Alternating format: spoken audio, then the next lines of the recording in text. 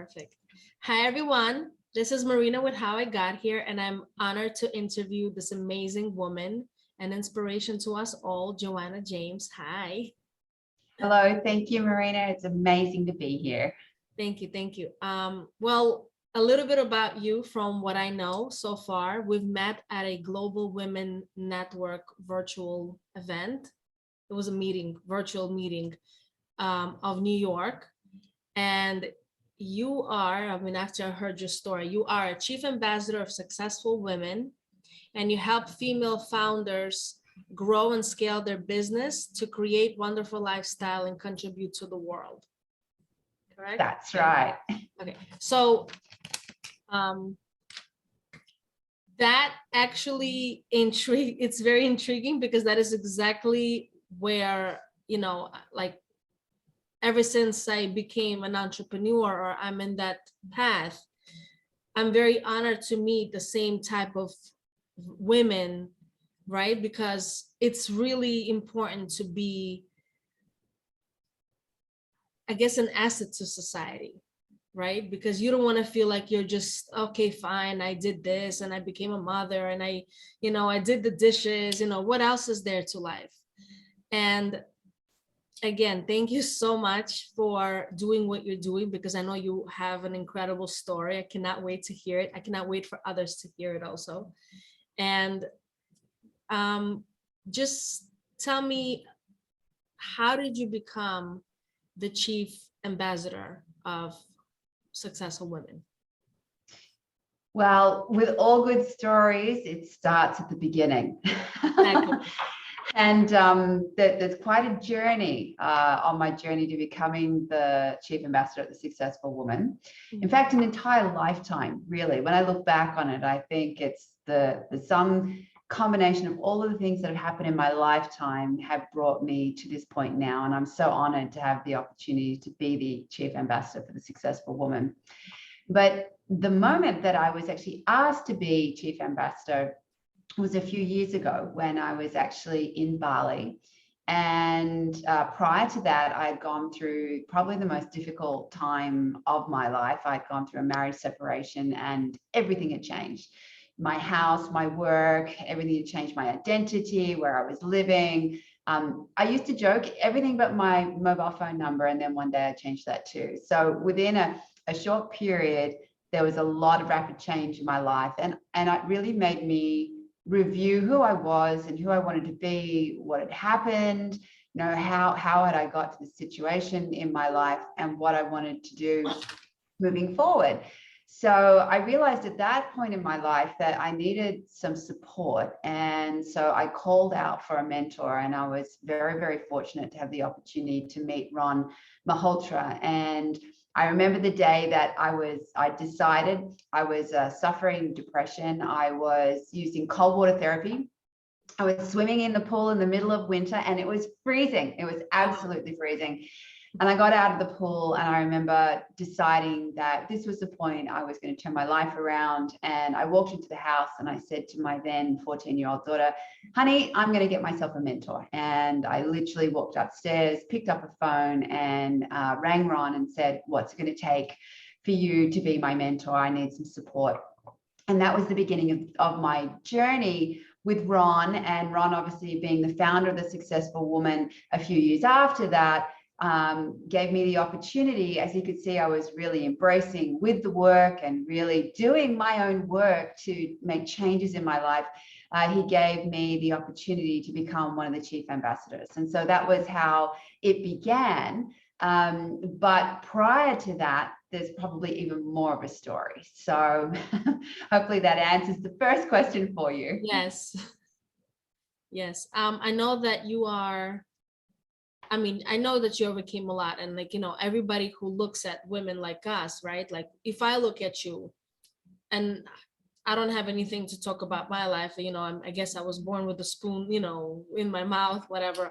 I don't know anything about the struggles, because when I see you, if I have not learned anything, had no obstacles, I'm going to be like, wow, lucky woman. Oh my God, such a great opportunity that you got. It must have been luck, but it's actually hard work. It's blood, sweat, and tears. And a lot of people don't understand and don't look at it like that. It really genuinely does take a very strong person to be where you are, because from the story that you've said, I think I had tears in my eyes because I could relate.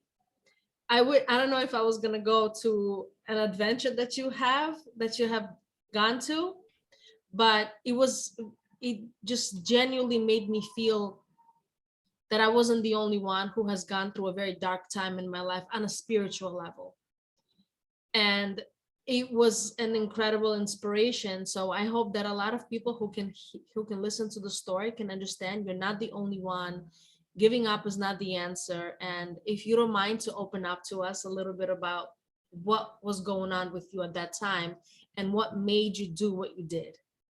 Yeah, absolutely. So as I said, I've had incredible success in my life, and I've also had incredible traumas all the way through my life. Right. But when my marriage fell apart, and it was a 20-year marriage, and Pete and I were also business partners, and I had 2 kids, two by birth and 2 by marriage, so we had 4 kids in total. It was a significant event for me, and as I alluded before, it really was the point that I had to stop and ask myself, what happened? How did this happen? How did so much destructive, negative energy come into my life? Mm-hmm. And there were some days where literally I couldn't get up off the bathroom floor. It was like I was on the bathroom floor. I was still working. I probably wasn't very efficient at what I was doing, but it was giving me something to hold on to, because as I said, everything in my life was changing, and it was very, very intense. And I was, really trying to come to terms with how had things gone so off track. Yeah, it was like the Mack truck came, I hit the wall. And what happened at that time was I began to get a fear of actually going outside. So I found myself being more and more in my apartment. I didn't want to go outside. I didn't want to see anybody. I wasn't seeing my family. I wasn't seeing friends. I became very, very isolated and quite depressed, and was really struggling, very, very struggling, to move through what I needed to move through.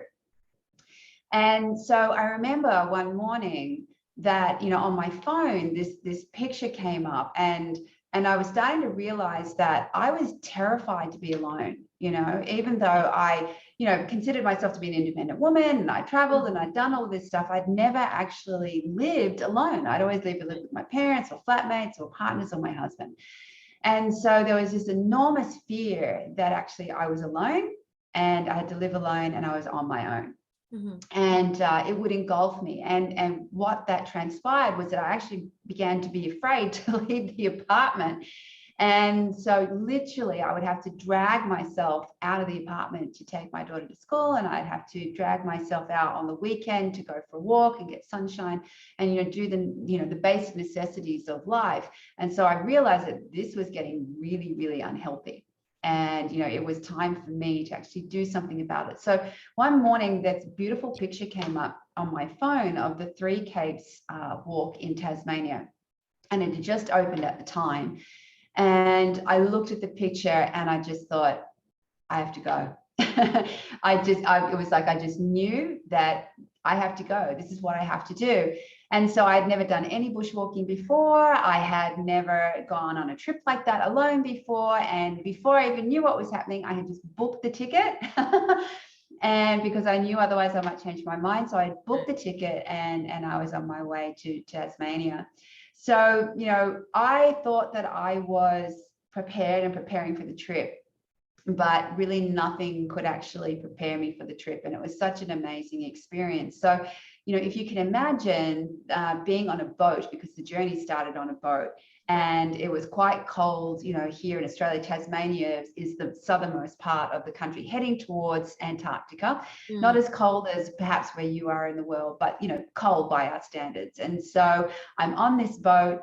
It's windy. I can taste the salt air. I can hear the waves smashing against the boat. And, when I said I was going on a walk on my own, the joke was on me, because when I had turned up that morning, they said, "You're the only one going out today." No. And I was like, oh my goodness. So I'm on the boat and I have what I call my brave face on. And, lots of us women do. We have our brave face. It's like, everything's fine with me. But inside, you know, I was completely freaking out. I had this huge backpack on my shoulders, and you know, I could hear the rhythm of the waves just slapping the boat as we headed over to the launch site where the trek began. And then I realized that there was no jetty, there was no pontoon, there was just a beach. Right? So the boat pulls up at the beach, and the gentleman on the boat says, "You're going to have to jump." And I'm standing there with this huge backpack on. It's the biggest backpack I've ever carried. And of course, you know, I had so many things in it. And I'm standing on the edge of the boat. And in that moment, I was given the first realization about resilience. And I realized that there was no going back. There was absolutely no going back. I was on the edge of this boat, and all I could do was have a leap of faith and jump. And besides, I didn't want to get my shoes wet. I was like, 4 days, I am not getting my shoes wet. And so somehow within me, I just grabbed onto my backpack and I leapt off the front of this boat, didn't break my ankles, landed on the beach, and the boat slowly pulled away, and I was beginning to feel that I was on my own in the middle of the wilderness. And, you know, as they waved at me, I still had my brave face on, and I sort of waved at them, and I got around the corner and the boat pulled out of the bay, and I sat down and I just cried. I just absolutely bawled. I just absolutely hysterically wept. I had made the first leap. I was there. I was on my own. But I had this whole path in front of me, and I just cried. And I realized that, you know, there was no turning back. And this was the moment that I needed to find that inner strength to move forward. And so the first step in any form of resilience is realizing you've got to let go. You know, there is no going back. You can only go forward. And in fact, you know, a lot of the pain that we feel in life is when we hold on to things from the past. You know, exactly. Hold on to the past. We're not willing to let it go. So the first step is no going back. Can only go forward. So then we had the first day of the walk, and I realized when I got back up, you know, I finally composed myself and I got back up and I thought, okay, you can do this, Jo, you can do this. So I put the backpack on, and it was so heavy. I mean, I had totally overpacked. They'd given a packing list, but it was crazy heavy. And I had like bottles of water hanging off the front. And, you know, my back was already feeling it under the weight of this backpack. And it really got me thinking about all of the things that we put in our backpack of life, all the things that we think we should have, we think we need to have, the things that we're not afraid to, you know, not willing to let go of. And so I realized the second step in resilience, which is you've got to release. You've got to physically reach into that metaphoric backpack of your life and let go of the stuff that is heavy, that you don't need and no longer serves you. So for the next 4 hours on the path, I did a forgiveness technique, the Ho'oponopono technique, which is a very simple 4-step process.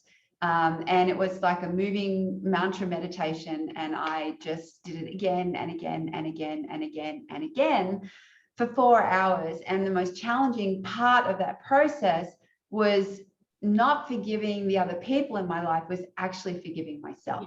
I don't know. And I think that that's a really crucial part to the process of resilience. When you're releasing, is actually releasing any judgments or shame or blame or fear or anything that you're holding against yourself.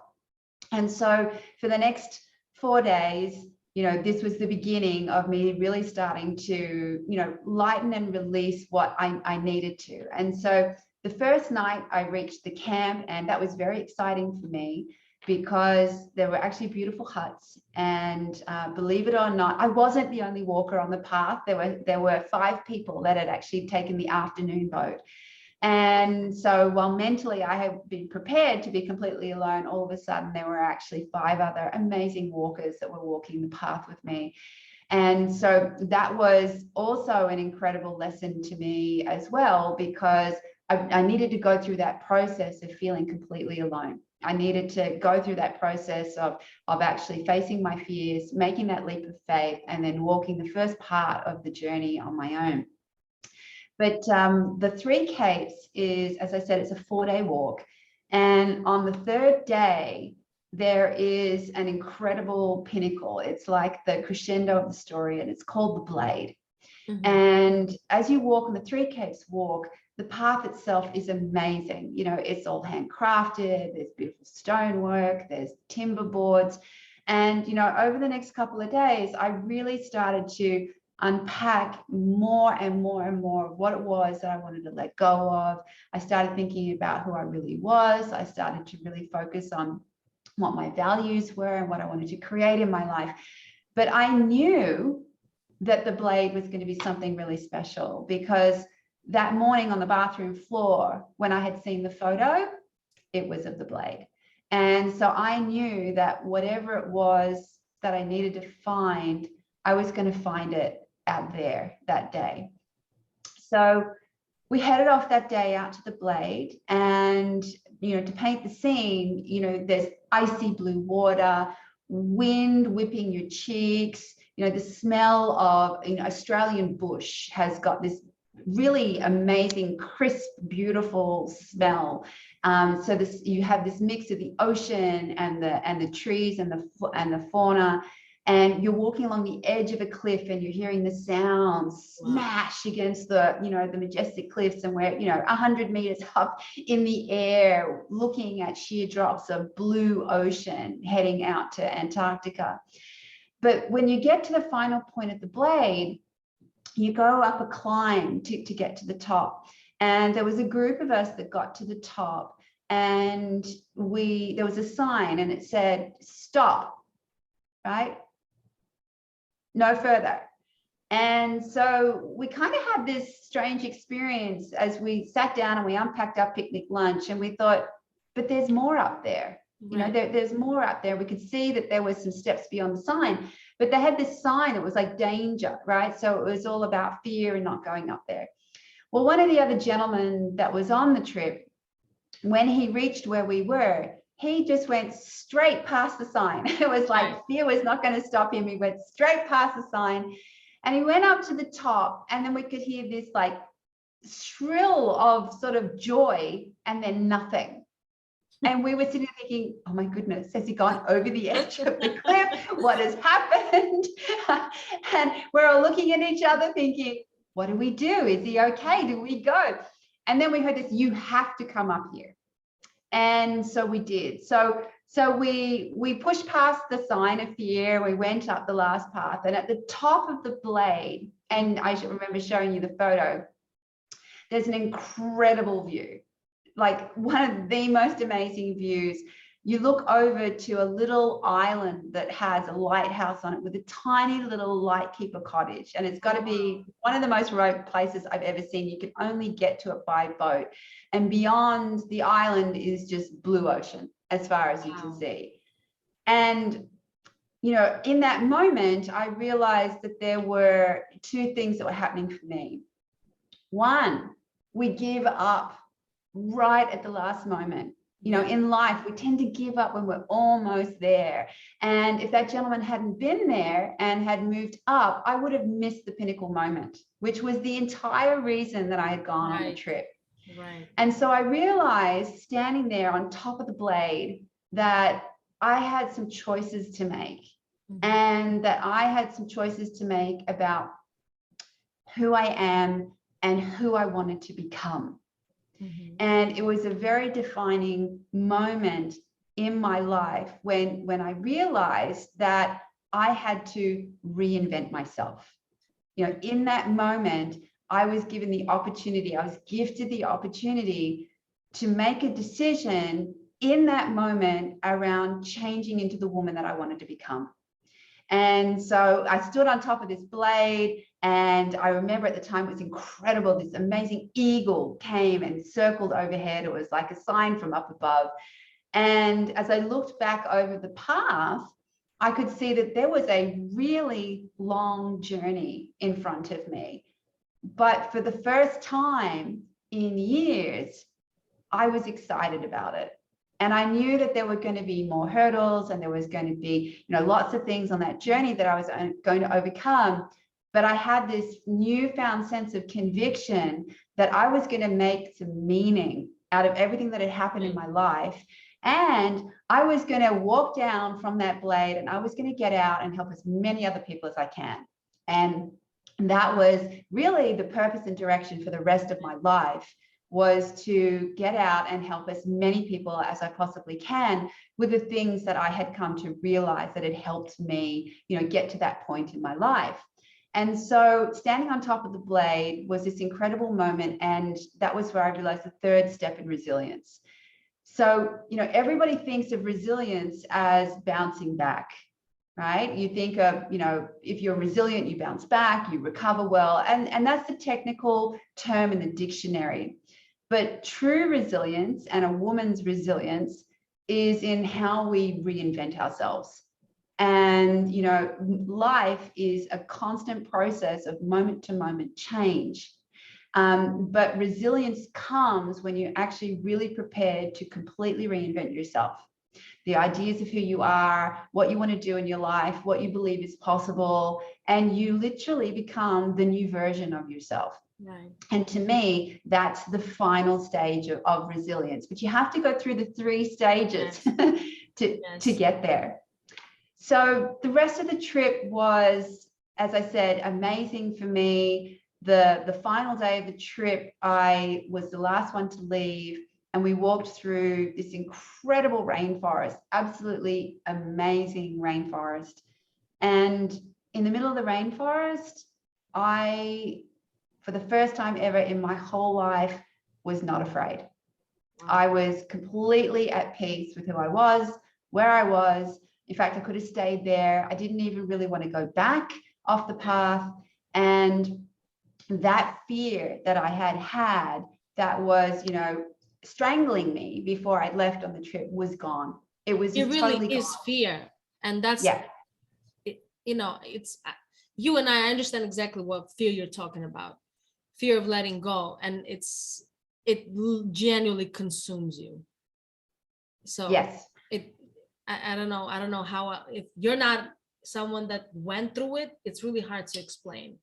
People always say, oh, let go of fear, let go of fear. Yeah, it's not easy. But when you're stuck in a situation where you just don't have a choice and you choose whether to give up or keep going, that's when you let go of your fear. And that's the most scariest emotion that I've ever had to face. Yeah, I could talk for hours about fear. And I mean, the crazy thing about fear is, more than 80% of our fears are never going to happen. Right. So, fear is a disease of the mind. Right. I mean, there are legitimate fears that are going to happen. There are fears that you need to face. And then there's fears that there's nothing you can do about it. I mean, eventually, at one point, all of us are going to pass over. We're going to die. Right.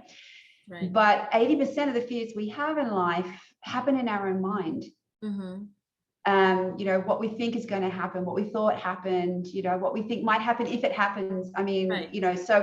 So that's really the domain of where, you have the most control, is really understanding, is this real, or am I making this real in my own mind? Right.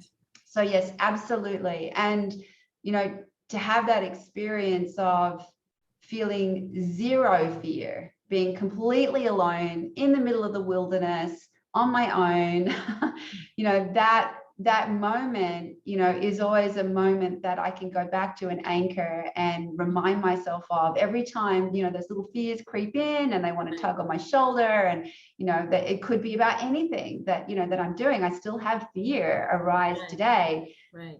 But I go back to that moment and I remember, that's what it's like when I'm actually really empowered and being true to myself without listening to all of that stuff in my mind. Right. So it was an incredible journey for me, an amazing gift. And as I said, really started from one picture on my phone, and at that time, before I booked the trip, I was really ready to be out of pain. I was calling out for change, and it arrived in the form of a hike in the middle of Tasmania. Exactly. So, it wasn't like a person. That was the beauty of it. It was an internal path. I mean, I feel like your transition was beautiful because my transition was still within my apartment. So, with my little kids, but you know, with you, like, I don't mind going where you went. I'm like, I want to know where Joanna was at. No, Oh, that's absolutely.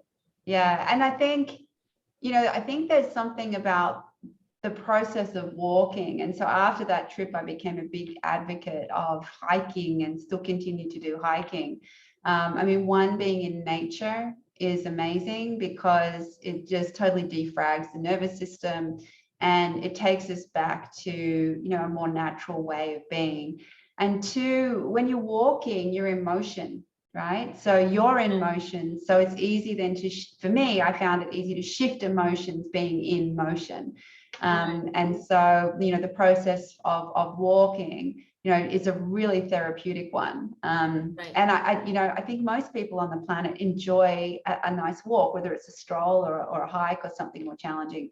So, but as with everything, and you would know, it's really about the intention that you set for yourself. right. And, coming back to that deep part of yourself that knows, in the face of whatever's going on, that you actually deserve the very best in life, and that is possible, right? You may not know how that's going to happen for you, but you just have to call it out, ask for it from life, and it will deliver it to you, right? You're just not supposed you don't to need give to know up. how. Right. Yeah. Mm-hmm. That's something that we always tell everybody, like, giving up was never my answer, was never my choice, was never an option. And there was a time when life broke me and I had to accept it. I couldn't just be strong anymore. So I said, okay, fine. I'm gonna just give up, just because my body is tortured. My soul is exhausted from fighting and fighting. And you just don't know, because you know where you're supposed to be. You don't know how to get there. You're not giving up, but you're drained. So there was a time when I literally felt like you, like I literally just fell to the floor and I just cried and it was done. And like, when you release it, it's until you release it, you don't understand that moment, that I don't even know how to explain it. That's when your life actually shifts. Because you have to accept, like, when you're constantly cooking something and it's just not working out, just turn off the stove and walk away. Just stop trying. Like, the ingredients are not there anymore. Like, what are you trying to make? Forget about it, let it go, release it, throw it in the garbage and get new ingredients, maybe get another person or an article, something that can help you make what you're trying to make. But release and let go, because I feel like I was trying to become somebody when I was still holding on to everything. Right? Yes. Yeah. All that luggage you had in your bag was like a metaphor of all the things spiritually, emotionally, that you were holding, on your shoulders. You're just carrying it.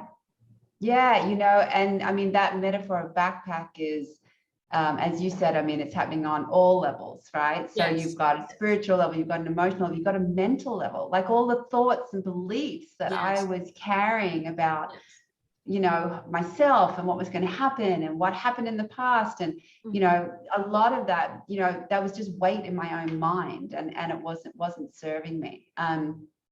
And in fact, they often say that, particularly with emotion and trauma, it stays in the body, and so that process of releasing, it is a mental, emotional, and physical process, because the energy rests in different parts of your body. And so, often as, you're releasing something or maybe crying or talking about it, you can actually feel the part of your body where that energy has stayed, and so you can actually feel it leaving. But I think the other thing that it was really poignant, and talking to you is just kind of maybe get further refinement and clarity on this, is the process of walking alone. You've only got yourself to talk to. Right? You've only got yourself to talk to. So all of a sudden you start to become very conscious of, what am I saying to myself? Yes. Right? What am I actually saying to myself? Because there's nobody here but me and my thoughts. Right? Whereas if you go walking with other people and you're chatting about, last Friday's picnic and what you're doing, you don't necessarily get that reflective process. And, you know, learning that ability to really become clear around what am I actually saying to myself? What are the words that I'm hearing in my own mind about myself, to myself? You know, are they kind? Are they cruel? You know, what are we actually doing? And I know a lot of women, and I did particularly, you know, the inner critic. Oh my goodness. You're It's not like good Medusa enough. would come out of the box. Right. But it's also the people that have been surrounding you, you know, because the reason why we are where we are now is because we always knew subconsciously we were supposed to be here. So when you're surrounded by people who are like either teaching you something that they have been doing, you know, old school mentality, they mean you well, but it's just not the right thing to do, because you cannot have till today the same generation's lifestyle, the same, you know, you don't know what's going to happen tomorrow. You may have people that you work with, people that you're dating, everyone that's in your life, and there's always this toxicity, and you're constantly surrounded by it. So how can you know that you're not even supposed to wear a jacket when it's actually summertime, if everybody wears a jacket during summertime? You don't know that until you go away and you're like, oh my God, why am I wearing this? It's that constant visual effect. What you see is what you get. Like, it's, you know, it's, you're attracting what you're part of. Yeah. And, you know, that really goes to the role of conditioning. Yes. You know, and I think you hit the nail on the head, because one of the first parts of the process, well, certainly I found, is, you know, it's easy to get angry and upset about these things. Right. But then when you realize that, you know, 99.9% of the people, they're just living their own life the way that they're imagining their own life to be. And you're making meaning of that for yourself. So they may or may not have meant to have affected you in the way that they did. It doesn't mean that they didn't affect you, right? But the power is actually in the meaning that you make of it. Right. Because we think the power is with them because they did it to us. Right. But the power is actually when you realize, look, for, you know, good reason or bad reason, that happened, but it's what meaning I make of it that I can control. And that's a very important part of the process. And you never get to that part unless you get through your own stuff and your own self-forgiveness. Because it's usually something that we hold against ourselves that makes us hold anger or resentment for others. Yeah, exactly. Yes, our own insecurities and our own fear is exactly why the obstacles are there. Because every obstacle, you know, people say, oh, you make so many mistakes. Great, those are my lessons. That's how I learn. How else are you going to learn? You cannot learn life from reading a book. You can't. You cannot know how to cross the street if you always stay home. You know nothing about life if you're not trying to do anything. Don't stand in front of a moving train. Stop asking for a miracle, because that's a mistake. That's just that goes the fear that you listen to that fear. Don't do that, because we're not superheroes, but we try our best. And I realized that after facing my fears, because I told myself and I told God and I told kids, I was like, I'm not stopping. I want something, I want different. And I'm happy that I said it, because once I faced my fears, I was like, oh my God, life is so beautiful. Like, life still goes on, and it's genuinely, and I cannot stress it enough. And I say this to all women who especially come from like cultures. You don't have to forget about your culture or community, or forget about your family or friends. You don't have to. What you have to forget about is thinking that their life is exactly what you should be having. You should have something of your own. Find your true path. And unfortunately, you cannot unless you go through all that and you really understand, is it for me? Not really. How do you feel about it? Ask yourself questions. I've never done it before, even though I was always rebellious, but still. Yeah, and you know, it's interesting, you know, some people, you know, they're very lucky early in life and they have a very clear idea of exactly what they want to do.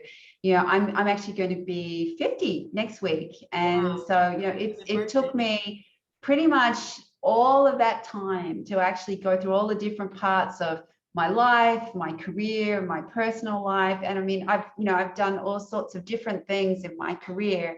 to get to the point that it was like, okay, now I can be whole. I can be all of who I am. I can combine everything that I've learned from my architecture to my days, as GM of a finance company, to now, really being able to lead a movement for women. But it took me that journey to get here. And I think a lot of people feel, well, there's something wrong with me because I haven't figured it out.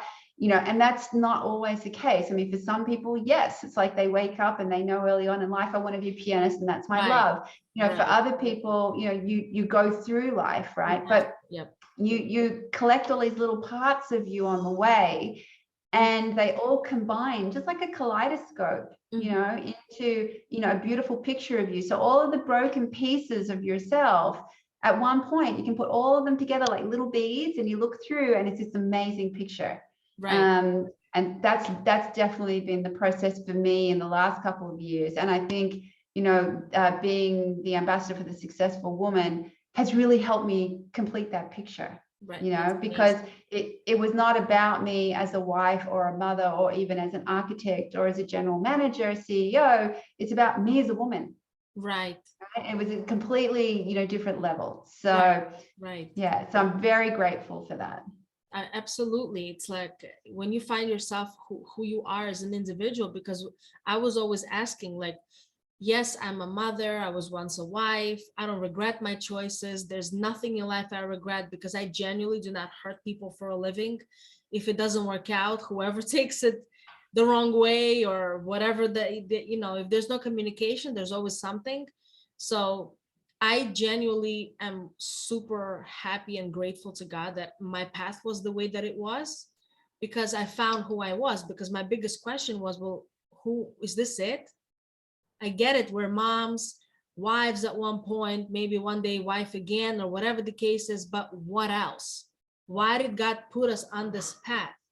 Right? So the more I'm where I'm at today, the more I kind of like, I meet people like you, and I'm so grateful that I'm not the only one. And I told you, my business partner is on the same level as I am. We met just randomly through social media. I contacted her. She's like, oh my God, hi, how are you? We're so the same and we're so alike. There's so much about, and we're literally doing the same thing. So I already told her about you. We can't wait to speak to you and like to meet you, because we need to expand as women and to grow and make a difference in the world, because something gotta change, right? For the greater good of humanity, the greater good of women, because I feel like women were always living a specific certain lifestyle, and there's so much more to us. We could still be at home at one point, right? Be with the kids and work, whatever, but there's a lot more that we could accomplish, because we're great at multitasking. Yeah, and the thing is that one of the things that I came to realize, and I think any woman that's gone through the process of divorce, is you really need to go back and review your financial house. It's like, am I able to look after myself? Am I able to generate and be, revenue, be independent for myself? Can I create a business? Am I going to be successful at that? And, the main driver that I find for most women that I talk with is because we want to be able to look after our family. Now, I was having a beautiful conversation with a younger woman that's not married yet, and she hasn't had kids, but she actually wants to look after her mom, right? So whether it's your immediate family, whether it's kids of your own, whether it's your partner, whether it's your fur babies, it doesn't really matter, right? The generation usually for most women to create a lifestyle is around this idea of family. Exactly. But as I said, it's amazing to meet women like you that are also, how can I make a contribution to the world with the work that I do? Right. And so you've got this need to provide for your family and also to provide for yourself, because women are living longer these days. I don't know in the United States, but here in Australia, women will, finish their working career with significantly less money saved for their, aftercare pension than men. There's still disparity with pay, rates all over the world. So, as a woman, you've really got to be able to look after yourself. And that doesn't mean that you can't have a beautiful partner or share things equally, but you've got to know how to back yourself and, understanding those basic things. And particularly, in business, because my own business career went from, building a company with my ex-husband from 2 people to 200 people, up to, $150 million a month we were turning over, all different cycles of, business and business growth. And, there's so much in that journey that we figured out by doing. Nobody teaches you, right? Nobody teaches you these skills that you need to know. And, it's really important. In fact, the fastest growing sector of entrepreneurs are females. And, there are a whole variety of practical skills that, you're not taught. Even if you do an MBA, you're taught in theory, not necessarily in practicality.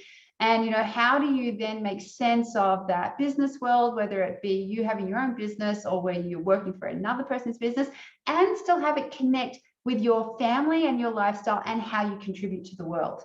And this is the shift that's really happening. Is it's not just business for business sake. And I think in the last couple of years, while there's been all sorts of turmoil on the planet, people are starting to wake up and realize that we've got to do things a little bit differently, as you said, because we are going to shred ourselves unless we make some changes to how and why we do things in business. And I think women are in a great position to contribute. So, we want them to be successful. Exactly, because it's inevitable at this point, because, you're little, like, I'm 37. So, and my kids are 8 and 10. So my biggest question was, what can I give for my children? Yes, I can go to work and do 9 to 5 and have a great pay because I have a bachelor's degree, right? Getting a job is not hard, because now that I'm able to have a, babysitter, or like my kids are older, it's easier. But what else? So because as a single mother, like even when I was married, my ex-husband was always working. He was always like, he would come home like 9, 10 o'clock. So didn't matter that I was married or not. What are we doing during that time? As women, I wanted to be at home, but I couldn't because I constantly wanted to make more money so I could invest back into the kids. But I had to go back to work because if I'm investing back into the kids, I'm losing the money here. So the cycle was just broken. It made no sense. So finally, when I was by myself, I just was like, okay, well, I want to do so many different things. Like, we'll talk in private, so many different things. And we're doing it with my business partners. But it wasn't just one thing that I wanted to do, because I said to myself, why does it have to be one thing? It has to do, because, you have, let's say, like right now, earlier we spoke, right? Somebody in the background was fixing piano, you play piano. Why can't you have a business and maybe classes for children for piano or something like that, even if it's just for fun, and even if it's just, hey, listen, why not, right? But the whole point is that you don't have to just be stuck on doing one thing in life. You have to have a hobby. You have to invest in what you love. That's the only way you can grow. Absolutely. And I mean, you're an incredible person that's obviously gone through a very deep thinking process. And it sounds like you went through most of that alone, right? Which is, hats off to you. Thank you. But I would also encourage, get support around you, because they say there's a rule of 5, right? Like you become like the 5 people you spend the most time with.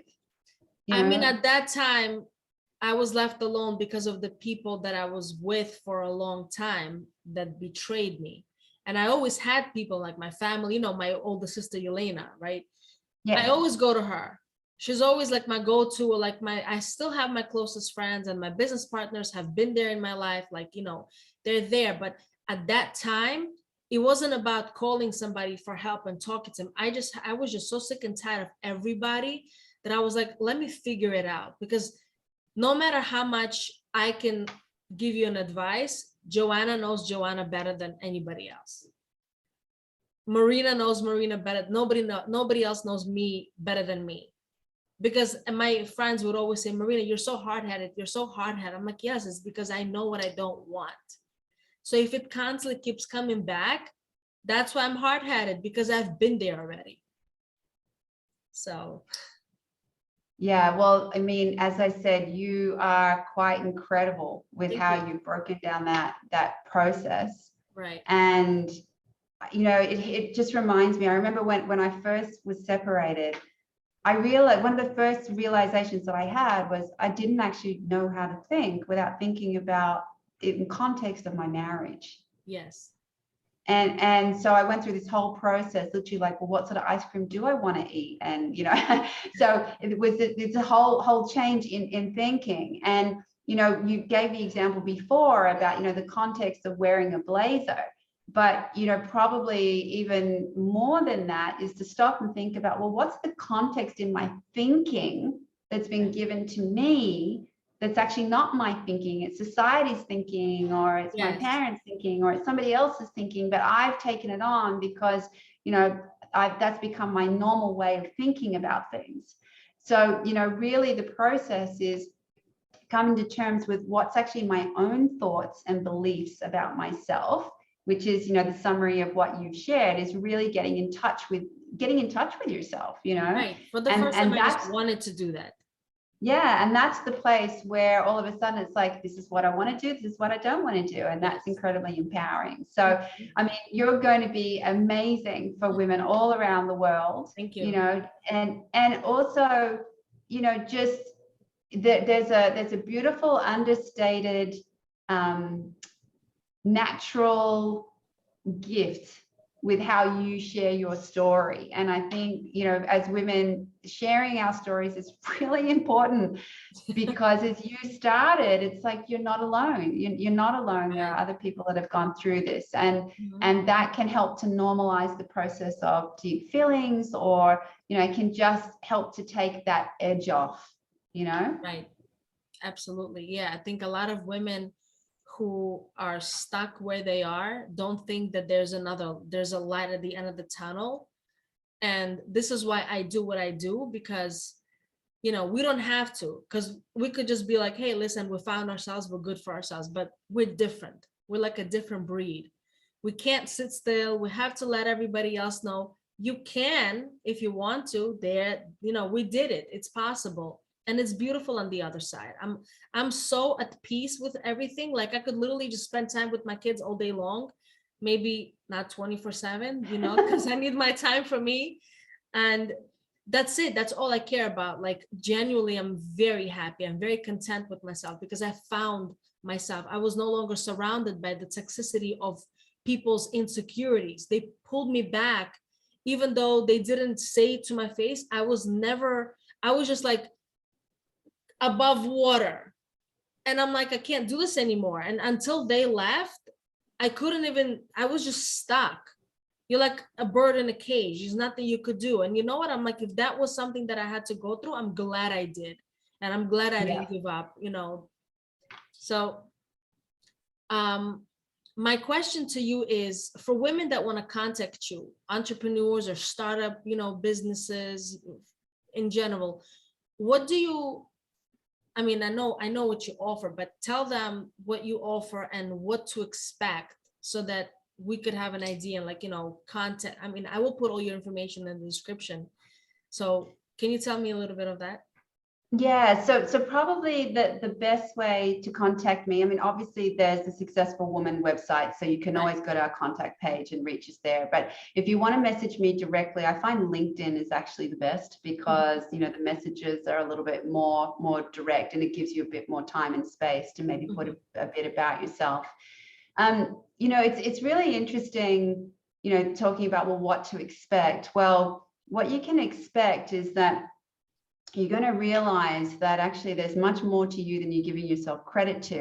And most of the women that I speak with, they have the foundations, right? So like, they've got a business, or maybe they've lost their mojo with the business. They've been doing it for a long time, or, you know, maybe they've got some issues in the business. It's not growing, or maybe the issue is they're growing their business and they don't know how to get from, you know, being a sole operator to running a small team, and they're constantly running in circles and they can't seem to find their way out of it. So what I find is that, you know, when you go through this unique process that we have around putting the 3 different components together, all of a sudden it's like the picture drops in. It's like the frame comes into focus, right?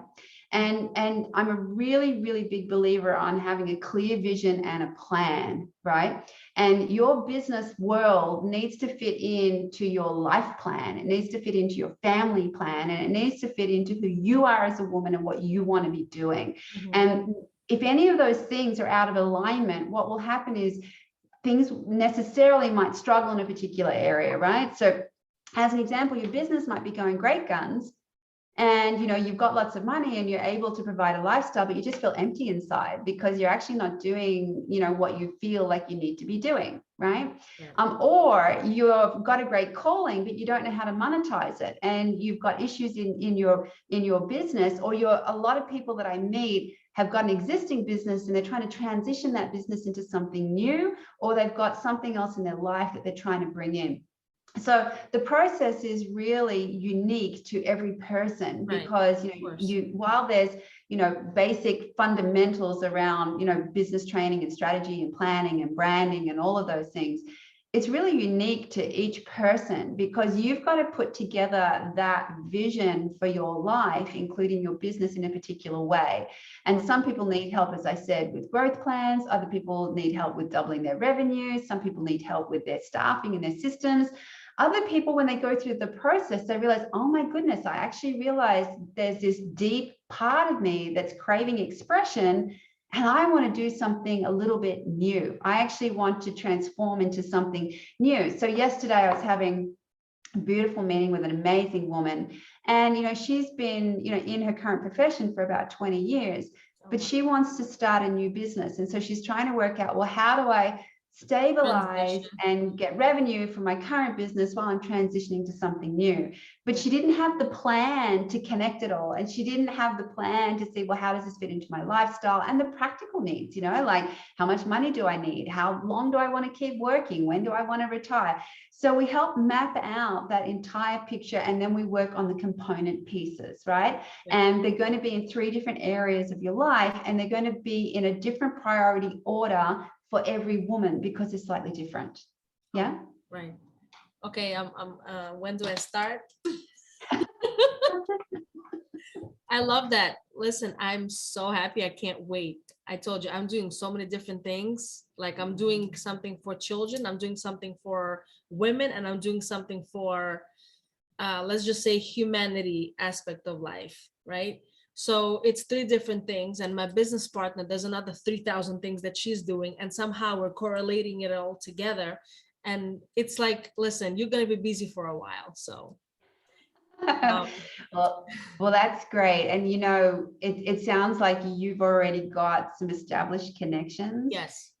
Yeah. But so you would know when you have the it's like a jigsaw puzzle, right? Yes. And when you've got all the pieces of the jigsaw puzzle, it's like, now I see the picture. And that's where things, it gets easier to deal with the chaos of running a business and having kids and, managing staff or growing a team, or, maybe doing the bookkeeping part of the business, which is not actually what you want to do, but you've been doing it because you're a sole operator. Or, I was talking with another lady who, her team is sort of 20, 25, and when you get to 2025 and then you flip over that size of team, you have a completely different level of issues to get through. And then when you crack 100, you've got more issues to get through. So it depends on the cycle of the business as well as to, what the issues are. But when you've got a clear plan and you know where you're going, and you feel aligned with the plan, not just that it's a piece of paper to have a business plan, right? A lot of people are like, oh, have you got a business plan? It's like, well, you might have a business plan, but how does that connect to you? How does that actually connect to your family? How does that actually connect to what you want to be doing in the world, right? Or did you just write a piece of paper because someone told you that you needed to write a piece of paper, right? Of course. And you would know, being an entrepreneur, right? It's going to dig deep. It's going to take time, and you got to dig deep. You're going to face challenges. You're going to have bumps in the road. You're going to have things that are unforeseen. That's why you need a plan like this, because it comes from a completely different level. I know. Right? And I'm so excited. I'm like, I don't even care what the obstacles may be, because you learn so much from it, as long as it's not like that's going to like destroy everything that I've been building, because I've never thought I would be doing whatever I'm doing. right? Even like this podcast, this is just something that I meet so many great people that I just want the world to know you exist, right? And everyone else is like, oh my God, really? Because I told you, I spoke to my friends. Every time I'm interviewing somebody, I tell somebody else, well, here, guys, check out this video or whatever, because you might benefit from it. Because it's different things. So listen, like the goals and aspirations are so inspiring that I don't want to stop. I want women to be on the same path as we are. That's the whole point of what we're doing. Yes, it is. It is. Well, it's been absolutely beautiful to spend time with you. And yeah, I can't wait to see the big jigsaw puzzle of what you and your partner are doing. And yeah, you know, as I said, I think the best thing you can do for other women is to actually be it for yourself. And you're an example of somebody that's doing that. So hats off to you and keep going. And I'll be cheering you from Australia. And I know, right? And thank you from New York. Joanna, thank you so much for giving me the opportunity to interview you. It's an honor. Of course, we're always going to keep in touch. And listen, I can't wait. Thank you so much. You're welcome. Take care, honey. Bye-bye.